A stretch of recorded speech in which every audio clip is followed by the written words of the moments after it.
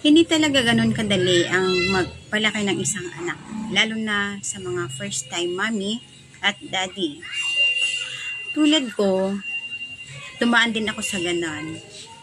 Kaya habang lumalaki yung mga anak ko before, na actually nag-daycare na yung dalawa kong anak, na nahirapan ako since baguhan ako at hindi ko alam kung paano disiplinahin yung mga anak ko. Kasi iba yung nakalakihan kong disiplina galing sa aking mga magulang, iba yung mga sinaunang panahon. So at that time, meron ako isang nilapitang tao na kinausap ko siya. Sabi ko, gusto ko talaga mag-seminar. Baka naman meron kung paano magpalaki ng mga anak. So sa makatuwid, natulungan niya ako. So nag-undergo ako ng seminar na yon kasi hindi ko kasi nagustuhan yung sarili kong pagpalaki ng mga anak ko. Napapala ko sila kasi naiirita ako sa ingay kapag sila nagkaroon ng mga bangayan sa bahay o kaya naghahabulan. Ayun, naiirita ako. So napapalo ko sila, which is mali. Na ano ko sa sarili kong hindi talaga yun tama. So ngayon, naisip kong ibahagi sa inyo para naman mapulutan ng aral ng mga magulang, mga baguhang magulang o kahit yung mga matagal nang naging magulang.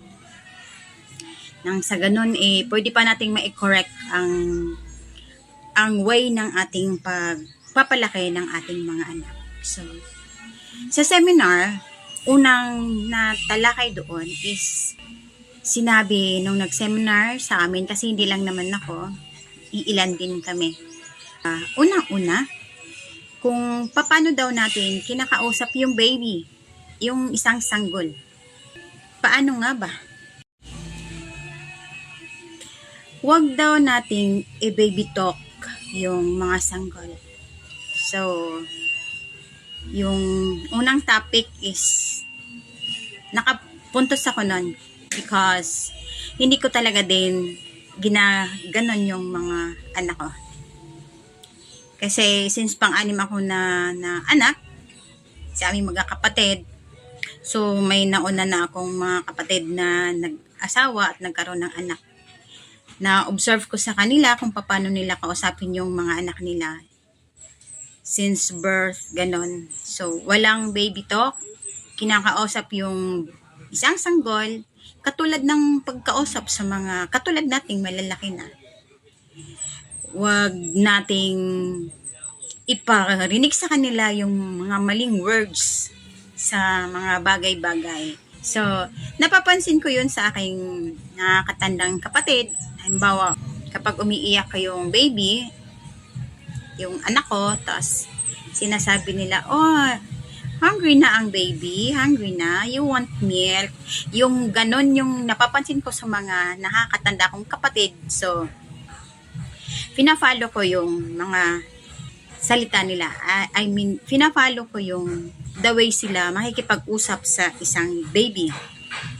Kasi, sa paglaki nila, yun at yun ang kanilang matututunan. Yun yung tamang salita. And then, pangalawang topic namin noon is yung appreciation nating parents sa ating mga anak.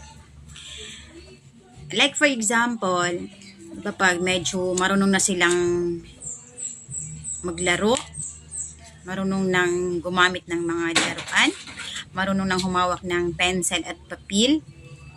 Halimbawa, may iginuguhit yung bata, tapos pinapakita sa ating mga magulang, kahit po gaano katabingi yung drawing niya, or basta hindi maganda sa paningin natin, since bata sila, huwag po nating sabihin kapag inilapit nila na, tingnan niyo po mami yung drawing ko. Huwag po nating sabihin, ano ba yan? Ang pangit naman yan, baguhin mo nga yan. Hindi po tama yung ganon.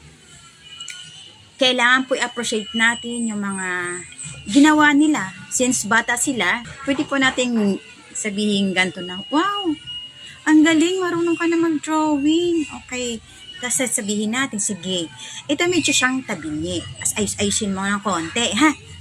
Ganito po, wag po nating